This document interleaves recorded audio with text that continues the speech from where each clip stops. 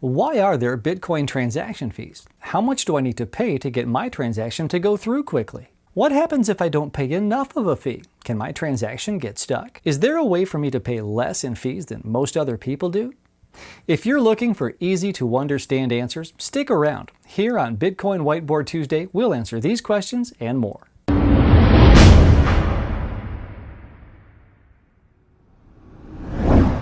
When talking about fees in the context of Bitcoin, we usually are referring to the amount Bitcoin owners pay to Bitcoin miners whenever they send funds to another Bitcoin address. In order to truly understand fees in detail, we first need to understand what happens when you send Bitcoins to another address. After you send a Bitcoin transaction, the first step it goes through is transaction verification. This means the transaction is checked by every computer holding a copy of the Bitcoin blockchain for validity. These computers are called nodes. Basically, at this stage, the nodes are checking Bitcoin's history to make sure you actually have the Bitcoins in your account balance that you want to spend. After a transaction is deemed valid, it goes into the mempool, short for memory pool. This is sort of a waiting room where the transaction sits and waits for a miner to pick it up and pack it into a block of transactions. In other words, even though the transaction is valid, we still haven't updated it into the global ledger of Bitcoin transactions. At this point, the transaction is considered an unconfirmed transaction or a zero confirmation transaction. Finally, once a miner picks up the transaction and includes it in a successfully mined block, the transaction is considered to be confirmed and the process of sending the funds is complete. Now, here's the thing. A block can only hold a finite amount of transactions, so at times when the network is crowded and there are a lot of transactions waiting to be confirmed, the miner will prioritize which transactions to pick up based on the fee attached to the transaction. So fees are a way of signaling to the miner how urgent your transaction is. If you want to get confirmed faster, you'll attach a larger fee. If you're not so time sensitive, you can do with a smaller fee. One thing to keep in mind is that fees are always paid for by the sender of the transaction. In the past, fees had different rules than what they do today. You could send transactions for free if your transaction was small enough in size or if it had priority. Today, however, things have changed, and every transaction requires a fee in order to get mined. Calculating the appropriate Bitcoin transaction fee isn't as straightforward as it seems. Every transaction has a size, just like a file size on your computer. Since miners want to maximize their profit, they will prioritize transactions that have a larger fee to size ratio, or fee rate for short. Let's explain with an example from a different market. When shopping for a home or an apartment, the price of the home is calculated in terms of cost per square foot. While the apartment's price is comparable to the total transaction fee you pay, in order to measure the apartment's value, you need to calculate how much you would need to pay per square foot. Fee rate is Bitcoin's cost per square foot. Fee rate is measured in satoshis per byte. It basically means how many satoshis, or the smallest unit of account in Bitcoin, that you are willing to pay for every byte, or unit of size, of your transaction. This rate varies depending on how much the network is crowded with transactions, much like the cost of an apartment varies depending on the demand for living space in the area you want to live. There are several websites that list the estimated fee rate in order to get your transaction included into the next block. So, how is the transaction size calculated? Well, a transaction size depends on a number of different factors. Well, let's go over the most significant ones. The first factor is the number of inputs. Each Bitcoin you own, at its core, is just a reference to past transactions that were sent to you, adding up to the amount you own. These references are known as inputs. When you send Bitcoins to someone, you're basically selecting different inputs sent to you in the past and forwarding them to the recipient as outputs. The more inputs your transaction is comprised of, the bigger its size. For example, let's say you own one Bitcoin. That Bitcoin is actually comprised of many references to transactions sent to you in the past, assuming you accumulated that one Bitcoin from several sources. When you send this one Bitcoin to someone else, your transaction will be composed of all of these previous references. The second factor is the number of outputs. Simply put, outputs are the number of addresses you're paying to. For example, if you're only paying to one address, it's highly likely you'll actually generate two outputs, one for the address you're sending to and another one to pay yourself back the change of your initial payment. For an explanation about change, take a look at our Bitcoin Change Explained video. The last significant factor in determining your transaction size is the script complexity. Some transactions use special features, which we won't go into in this video, like multisig. These features increase the transaction size. As you may imagine, it is very difficult for the average user to calculate the transaction size based on these factors. Luckily, your Bitcoin wallet will do this for you and suggest the fee you should pay based on the average fee rate at the moment of transaction. As a side note, you should know that the Bitcoin blockchain doesn't list the fee paid for each transaction explicitly. The only way to deduce what fee was paid by the sender is to calculate the difference between how many Bitcoins were sent minus how many were received and how many were returned as change. Here's an example to illustrate this. In the transaction you see on the screen, the input is 10 Bitcoins. The outputs are 1.9995 Bitcoins for the receiving address, and 8 Bitcoins have been returned as change. From this, we can calculate that the missing amount, or 0.0005 Bitcoins, has been paid as a fee. Let's move on and explore ways for paying less in transaction fees. For starters, you can avoid sending transactions when the network is busy. When the Bitcoin network is extremely busy, for example, when the price spikes and many people are looking to buy Bitcoin, users will bid up their fees in order to prioritize their transactions. This can cause fees to become ridiculously expensive.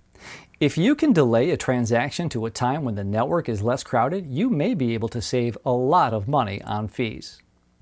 Another option would be to use a wallet that supports SegWit. SegWit, short for Segregated Witness, is a Bitcoin protocol upgrade which configures the transaction's data in such a way as to create a file that is smaller in size. Many wallets already support this feature, and it can cut costs substantially. Grouping your inputs is a more advanced method for optimizing fees. The more inputs you need to create your transaction, the bigger its size, meaning the more fees you'll need to pay for it. If you want to keep fees low, every once in a while you can consolidate your inputs. Now, this is done by sending many small inputs to an address that you own at a time when fees are low. This way, you will significantly reduce your future fees since you'll only have one input. Aside from consolidating inputs, you can also group multiple outputs or payments to one transaction. Not all wallets support this feature, but if your wallet allows this, you'll be able to send payments to several addresses in one transaction, which will reduce the required fee. Now, let's talk about how Bitcoin wallets deal with fees. Wallets attempt to recommend a reasonable fee based on the current and recent levels of activity of the Bitcoin network. Some wallets and services manage fees poorly and overbid fees, which in turn drives up the fees for everyone else as well. Most wallets allow you to adjust your fees, or at least set a general fee preference, like low, medium, or high. As I mentioned earlier, to choose the right fee, you'll first need to know your transaction size. If your wallet supplies you with that info, you can then use a fee rate estimation table to figure out how much you need to pay in order to be included in the next block. Here's an example. If your transaction size is 16,000 bytes, and at the moment of transaction the average fee rate to be included in the next block is 10 satoshis per byte, then you'll need to pay 10 times 16,000, or 160,000 satoshis as a transaction fee for a good chance to be included in the next block. Up until now, we've covered what happens if you pay enough fees, but what happens if you don't? While what I'm sharing with you in this video sheds some light on the topic of fees, most Bitcoin users aren't fee experts.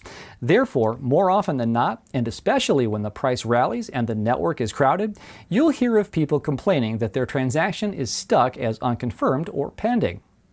There are two things that can get a transaction stuck, so to speak. One, you didn't pay a high enough fee, so miners prioritize other transactions over your own. Or two, you're trying to send coins from a transaction you received that hasn't been confirmed yet. And yes, some wallets allow this. So what can you do? Well, here are your options. The first option would be to just wait it out. If your transaction isn't urgent, take a break and forget about it for at least 72 hours. There's a good chance that it'll sort itself out one way or the other. Another option would be to use the Replace by Fee feature, or RBF. RBF allows a wallet to rebroadcast a transaction with a higher fee. Now, bear in mind that not all wallets support RBF, and in certain wallets, RBF is an opt-in feature. If your wallet does support RBF, it can save you a lot of fee-related headaches, and there's really no downside to using it. You can also try transaction accelerators. There are different transaction accelerators which are operated by mining pools. They'll add your transaction to the next block they mine if they have the capacity to do so. Some are free, while others are free below certain size limits. Some mining pools charge up front, while there are others that request tips. If all else fails, you're left with two final options. Try to double spend the transaction, or use child pays for parent. Double spending sends the same transaction again, but with a higher fee. It's much like RBF, but with one big difference. RBF transactions conform to agreed rules and are incorporated in several wallet designs. On the other hand, double spending is explicitly considered something you shouldn't do. It's actually one of the major problems that Bitcoin was created to solve, and that all wallets are designed to prevent. Child pays for parent, or CPFP, means you essentially spend coins that are incoming but are yet unconfirmed, which is something I previously advised against. The idea behind this is that the fees on a new outgoing transaction will be high enough to cover both themselves and the unconfirmed incoming transactions they depend on. A miner may be enticed to mine the old low-fee unconfirmed transaction in order to claim the new high-fee CPFP transaction, as it's impossible to claim the new transaction before the old one is confirmed. Both these processes are rather difficult procedures which may place your funds at risk and are not intended for the average user, so we won't go over them in detail in this guide. Many people often ask us, can my transaction get stuck forever? Well, the short answer is no. The correct answer is probably not, but it depends. Earlier in this video, I talked about the transaction waiting in the mempool to get picked up by a miner. Well, the mempool doesn't exist in just one place. Each computer or node that validates transactions has a part in its hard drive that is dedicated for storing pending transactions. So different nodes have different versions of the mempool, depending on which transactions they know about and remember. If a transaction is not confirmed for a long period of time, it will eventually be erased from a node's mempool. The current default time period for deletion is 72 hours, but nodes may set their own duration. This is why waiting for at least 72 hours will probably yield one of two results. Either your transaction will get confirmed, or it will get erased from all of the mempools in the network and the funds will be returned to your wallet. Having said that, it's possible that a certain node will never forget about your transaction, and may even occasionally rebroadcast it, which reminds other nodes about it. In that case, your transaction can be stuck forever unless you use some of the methods I've mentioned earlier. As you can see, the issue of fees is pretty complex and can be a topic for a lot of controversy. Keeping fees low is important, since having a cheap peer-to-peer payment system is one of the goals Bitcoin was created to achieve. But as always, there are other considerations to take into account aside of low fees. As Bitcoin grows in popularity, more and more people will begin using it, and the network needs to find new solutions to handle the demand. One promising candidate for such a solution is the Lightning Network. While it's not quite ready for mainstream adoption, the Lightning Network promises nearly instant, free transactions to all Bitcoiners, but that's a topic for a different video. Hopefully by now you better understand the topic of fees and how they act as a method of prioritizing Bitcoin transactions. You may still have some questions. If so, just leave them in the comments section below. And if you're watching this video on YouTube and enjoy what you've seen, don't forget to hit the like button. Then make sure to subscribe to the channel and click that bell so you'll be notified as soon as we post new episodes. Thanks for joining me here at the whiteboard. For 99bitcoins.com, I'm Nate Martin, and I'll see you in a bit.